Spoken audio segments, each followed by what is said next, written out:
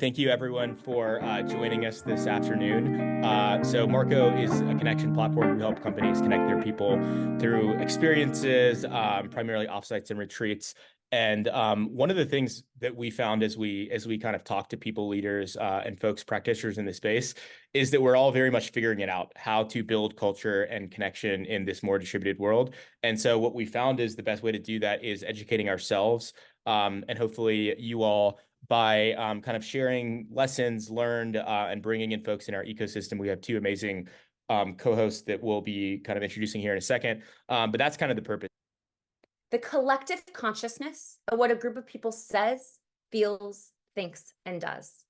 And you all gave some really great examples before, values and beliefs, right? That purpose, that the way we do things around here.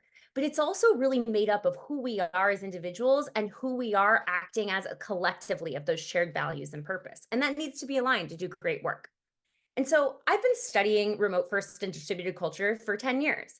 I've noticed 5 key principles that any company that has any element of remote work as a part of the system that really need to be codified in order to create an engaged distributed culture. And those 5 things actually spell the word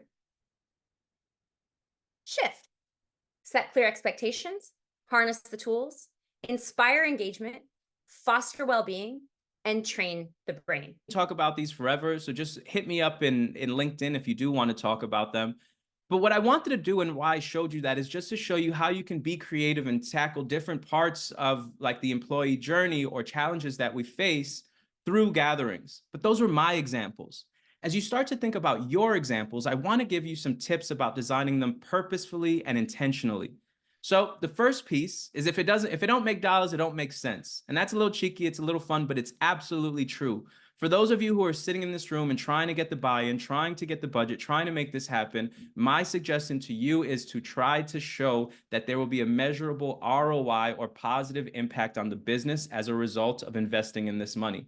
And how do you do that? Well, my questions, and I'll tell you in a second about how I partner with folks, but I like to be the 2-year-old in the room. And when I'm planning initiatives with folks, I like to ask why a lot. So if you're planning an initiative for social connection, my question is going to be, well, why? And ideally, I'll keep asking those whys until we identify your problem and the key, like the KPIs or benchmarks or the metrics, excuse me, that we can measure throughout the year to test the efficacy of our efforts with these engagement initiatives. So asking a lot of whys, really drilling down to the crystal clear meaning as to why you're gathering, designing your programming off of that, and measuring accordingly. And then the last piece is just listening, seeing how people feel about it, measuring, and iterating on that work. So there's kind of 3 ways we help companies really as a partner. The first is what we call the meat and potato. So that's kind of vendor booking and management, finding a property, kind of booking vendors, that sort of thing. Then the second is what we call itinerary design or experience design. And we like to say that oftentimes distributed work can feel like a long distance relationship, in that if you only see someone a couple of times a year, each moment is really important, right? And it's investment on behalf of the company. So we help think of how do you actually maximize that time. And then lastly, we think the digital experience, whether it's kind of the RSVP flow, the pre and post event surveying, is really core to ensuring that these are done well. So we help with those 3 areas. So first of all, I think that we always start with companies with setting an objective, right? You shouldn't just do these for the sake of doing them.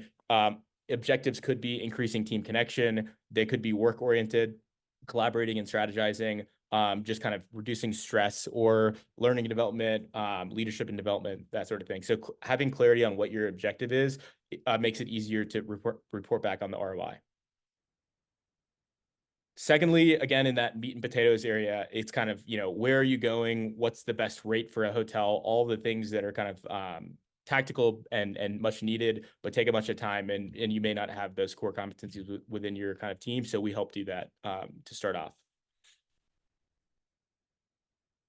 Also, in terms of experience design, we're building a platform that makes it really easy to kind of build your own itinerary, figure out what those special moments are, whether they're the rituals that we talked about, to really amplify your experience. And we make it super easy, whether it's in a self-serve basis or with our team to do that.